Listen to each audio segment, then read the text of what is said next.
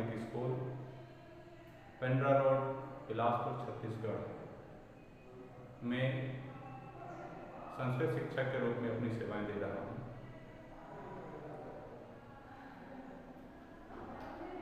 बच्चों, बड़े हर्ष का विषय है कि हम 9th में हिंदी और संस्कृत भाषा में से संस्कृत भाषा का चयन किए हैं और यह सौभाग्य हमें और आपको जो मिला है, तो हमें चाहेंगे कि इसको हम साकार करें, बहुत अच्छे से अध्ययन और अध्यापन का कार्य पूर्ण करें। तो मैं अपने विषय की ओर चलूँगा। पिछले दिनों में पाठ 2 स्वर्ण काका का आपको सार बताया था।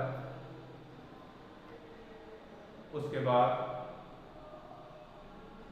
मैंने पाठ की समरी बताई और आज जो मैं आपको बताने जा रहा हूँ वो पार्ट 3 का जो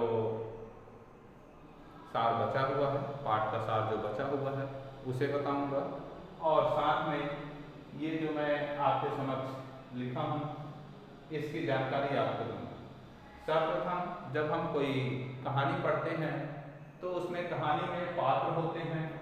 तो जो इस पाठ में पात्र हैं, सर्वप्रथम एक वृद्धा है, बूढ़ी है जो ईमानदार है। दूसरा, उसकी जो पुत्री है, वृद्धा की जो पुत्री है वो भी बहुत सुंदर और ईमानदार है। उस पाठ में एक कौवा है जो इन दोनों की परीक्षा लेने के लिए अपना रूप बदलकर रह रहा है। और चौथे में एक लालची वृद्धा है जो इनको देखकर वो भी रईस बनना चाहती है, बहुत बड़ा धनवान बनना चाहती है। तो लालची वृद्धा है और उसी की एक लालची बेटी। तो जैसा कि कल मैंने आपको बताया था कि इस ईमानदारी के कारण इस वृद्धा की पुत्री को कौवे ने उसकी ईमानदारी से प्रसन्न होकर उसे जो बॉक्स दिया, उस बॉक्स में धन दौलत से परिपूर्ण था। लेकिन जो वृद्धा की पुत्री थी उसने तीसरे नंबर बॉक्स का चयन किया था, मीन्स तांबे से युक्त बॉक्स का चयन किया था। लेकिन जब वो लेके जाती है तो वो सोने से युक्त बॉक्स रहा, अर्थात उसमें धन दौलत से परिपूर्ण था और उस दिन से वह धनवान हो जाती है। उसके धनवान को देखकर, उसे अमीर देखकर लालची वृद्धा के मन में लालच उत्पन्न होती है और वह अपने अहंकार पूर्ण सेम टू सेम वो भी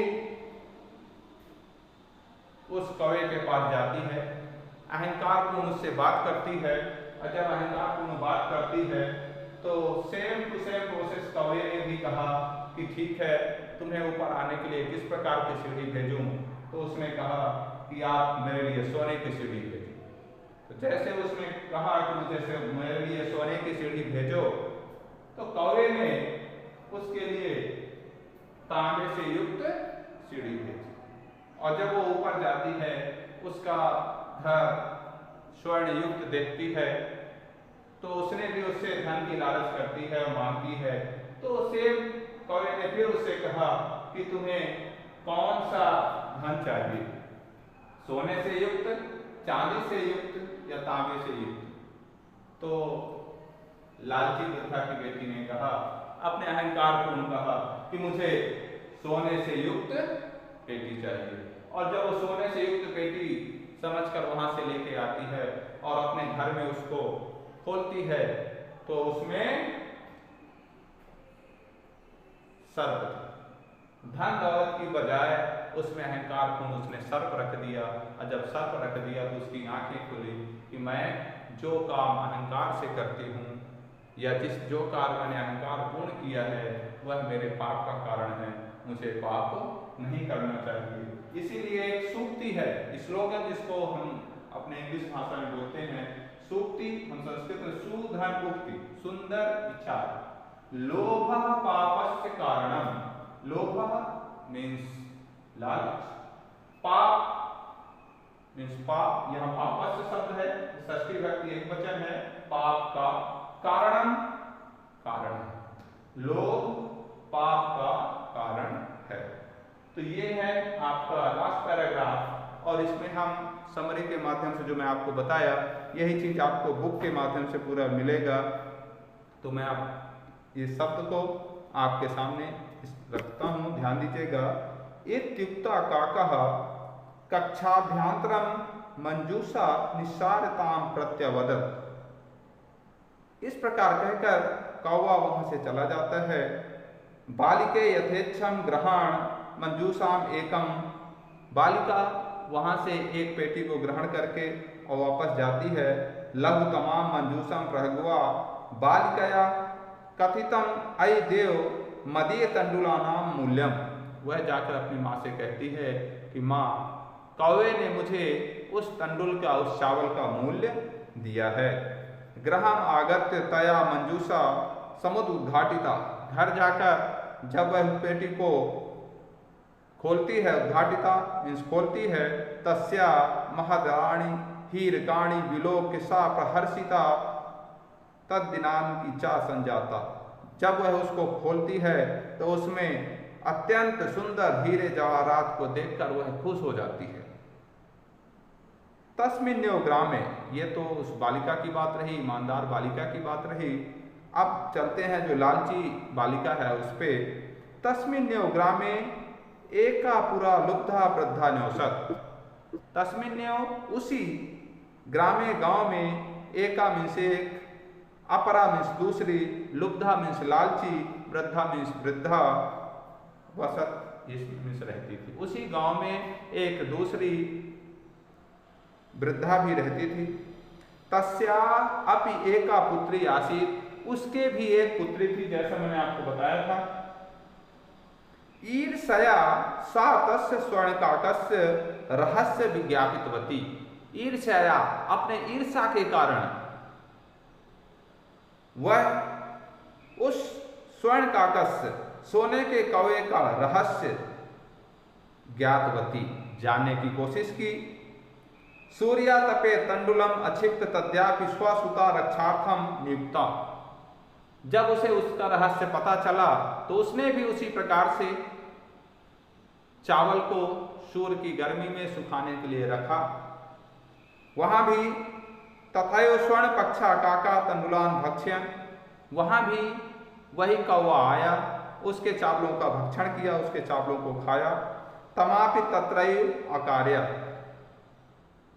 तब उसने कहा, प्रातरस्त गत्वा सा काकम निभर्षवंती प्रवाच। और वह जैसे सुबह होते ही उस कौवे के घर पहुंचती है और उससे बोलती है, क्या बोलती है? भो नीच काका। भो मीन्स अरे, नीच मीन्स आप समझ रहे हैं, काका मीन्स कौवा, अरे नीच कौवा। अहम आगता, अहम मतलब मैं, आगता मीन्स आ गई, मैं आ गई। मह्यम तंडुल मूल्यम प्रयच्छ, मह्यम मीन्स मुझे, तंडुल मीन्स चावल, मूल्यम मीन्स मूल्य, प्रयच्छ मीन्स दो, मुझे भी उस चावल का मूल्य दो। काको अब्रवीत, काको मीन्स कौवा, अब्रवीत मीन्स बोला, कौवे ने बोला, अत्र त्वत्कृते सोपानम अवतारयामि। अत्र मीन्स यहाँ, त्वत् मीन्स तुम्हारे, कृते मीन्स लिए, मैं तुम्हारे लिए, सोपानम मीन्स सीढ़ी, अवतारयामि उतारता हूँ, मैं तुम्हारे लिए सीढ़ी उतारता हूँ। तत्कथय स्वर्णमयम रजतमयम ताम्रमयम हुआ। उसने कहा कि तुम बताओ, सोने से युक्त सीढ़ी उतारूं कि चांदी से युक्त सीढ़ी उतारूं कि तांबे से युक्त सीढ़ी उतारूं। गर्वितया बालिकया प्रोक्तम, गर्वितया घमंड से वह बालिका बोली, स्वर्णमयेन सोपानम आगमिच्छामि, मैं सोने की सीढ़ी से ही आऊंगी। परम स्वर्ण काका त्वत्कृते ताम्रमयम सोपानम यो प्रयच्छत। परंतु उसके अहंकार को देखकर उस कौवे ने उसके लिए तांबे से युक्त सीढ़ी को उतारा भेजा। स्वर्ण काकस्ताम भोजनमापि ताम्र भाजने हकार्य। उस कौवे ने उसे तांबे की थाली में ही भोजन कराया। क्यों? क्योंकि उसके अहंकार को देखकर, वह अहंकार पूर्ण थी, उसके अहंकार को देखकर उसने उसे तांबे की थाली में भोजन कराया। अब अगले पैराग्राफ में चलते हैं। प्रतिनिवृत्त काले स्वर्ण काकेल कक्षाभ्यांतर त्रिस्तो मंजूषा तत्पुरः समुपस्थिता। जब वह वहां से जाती है तो कौवे ने उससे पूछा कि तुम्हें किस प्रकार का संदूक चाहिए, किस प्रकार का बॉक्स चाहिए। तो लोभाविष्टा, लोभ से व्याकुल होकर, लोभ से परिपूर्ण होकर उसने कहा, सा बृहत्तमाम मंजूषा गृहीतवती, मुझे बहुत से धन वाली पेटी चाहिए। गृहमागत सा तर्षिता यावत, जब वह उसे लेकर घर आती है और उस मंजूषा उद्घाटयति, उस बॉक्स का, उस पेटी को खोलती है, तावत तस्या भीषण कृष्ण सर्पो विलोकिता। तावत, तब, भीषण मीन्स खतरनाक, कृष्ण सर्पो, कृष्ण मतलब काला, सर्प मीन्स सांप, काले रंग का सांप, विलोकिता मीन्स देखी। तब उसने उस पेटी के अंदर काले रंग का सांप देखी। लुब्धया बालिकाया लोभस्य फलम प्राप्तम। लुब्धया मीन्स लालची, बालिकाया बालिका को, लोभस उस लोभ का, फलम मन फल, प्राप्त हुआ। उस लालची बालिका को उसके लोभ का फल प्राप्त हुआ। तदंतरम सा लोभ पर्यजतम, पर्यंतम, उसके पश्चात से वह लोभ को त्याग देती है। तो ये तो इसमें रहा कि लोभ, वास्तविक में मैंने पहले बताया था कि लोभ पाप का कारण है। यदि हम लालच को त्याग दें तो निश्चित व्यक्ति का जीवन सफल होता है। लालच व्यक्ति को गर्त की ओर ले जाता है और उसकी ईमानदारी व्यक्ति को ऊंचाई की ओर ले जाती है। यदि हमें अपनी ईमानदारी से काम करना है, हमें ईमानदारी से रहना है, हर कार्य ईमानदारी पूर्ण करना है, तो निश्चित हमें उस वृद्धा की बेटी की भांति होगी जो ईमानदार पूर्ण थी और अपने उस चावल का मूल्य कम में ही मांगने की कोशिश की, लेकिन उसकी ईमानदारी को देखकर उस कौवे ने परिपूर्ण कर दिया।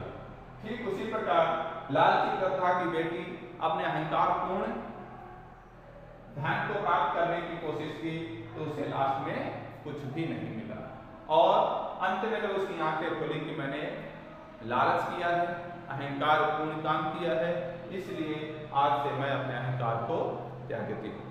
और उस दिन से उसका अहंकार खत्म हो जाता है और वह भी एक निर्धन वृद्धा की भांति अपना जीवन व्यतीत करने लगती है। तो मैं चाहता हूँ कि लालच बुरी बला है, लालच नहीं करना चाहिए, जैसा इस पाठ से हमें शिक्षा मिलती है। भगवान कृष्ण ने भी महाभारत में एक लाइन कही थी